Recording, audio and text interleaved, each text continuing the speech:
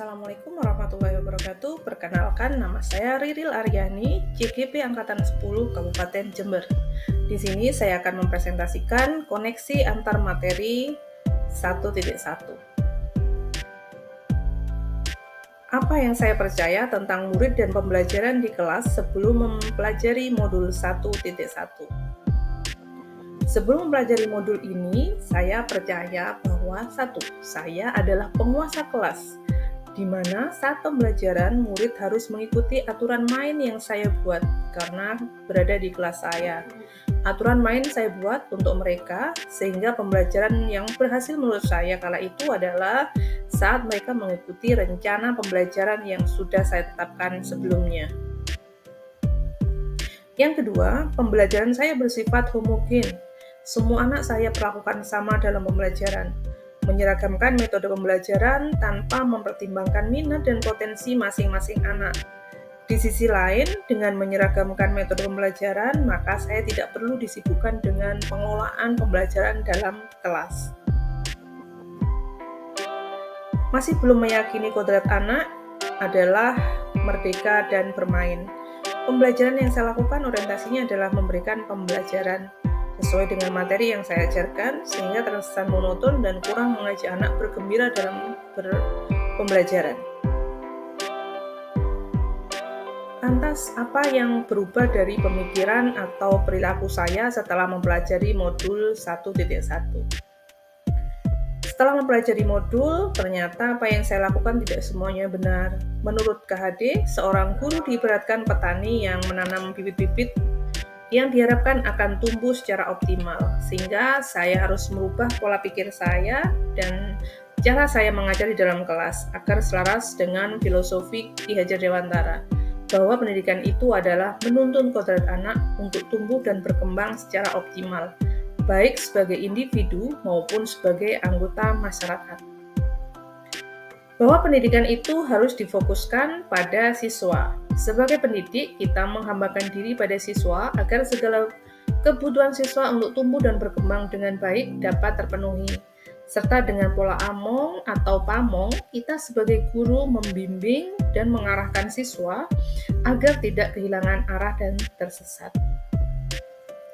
Hal lain yang perlu menjadi perhatian adalah karakteristik siswa. Dalam hal ini, saya artikan sebagai biji yang berbeda-beda. Mereka memiliki gaya belajar yang berbeda, potensi, bakat, dan merupakan pribadi yang unik setiap siswa. Tidak sama antara satu dengan yang lain. Dengan kondisi ini, sebagai guru, kita sebagai petani, ibaratnya diharapkan mampu menyiapkan suatu strategi, baik itu lahan, cara menyemai, serta perawatan agar anak mampu tumbuh baik sesuai kodrat alam dan kodrat zaman. Pembelajaran haruslah berpusat pada siswa. Pembelajaran yang berpusat pada siswa berarti bahwa pembelajaran harus menempatkan siswa sebagai pusat dari proses belajar mengajar, sehingga akan mengembangkan minat, motivasi, dan kemampuan individu menjadi lebih aktif, kreatif, dan inovatif, serta bertanggung jawab terhadap proses belajarnya sendiri. Di samping itu, pembelajaran harus mengedepankan pada kodrat anak, yaitu bermain dan yang menyenangkan. Perwujudannya adalah cipta rasa, karsa, dan pekerti menjadi bagian dalam pembelajaran. Lantas, apa yang dapat segera saya terapkan lebih baik agar kelas mencerminkan pemikiran KHD? Yang pertama, saya atau guru bukan satu-satunya sumber belajar, sehingga saya akan memberikan keleluasan bagi anak untuk mencari informasi dan sumber belajar dari banyak sumber atau literatur, tentu dengan mengarahkan dan menuntun mereka agar dapat menemukan sumber belajar yang tepat.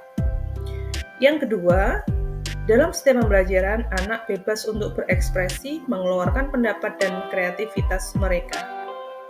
Yang ketiga, saya akan mengemas pembelajaran yang lebih baik lagi, menyenangkan dan membahagiakan anak.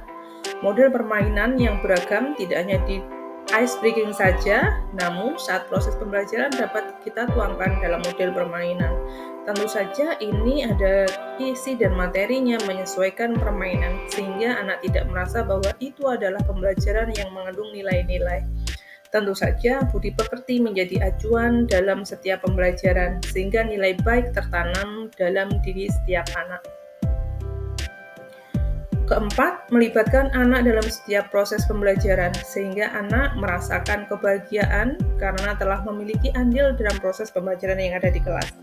Saat mengalami kesalahan, anak diajarkan untuk belajar memiliki kesadaran diri dan bertanggung jawab atas yang dilakukan, sehingga anak belajar mengambil risiko atas perilakunya.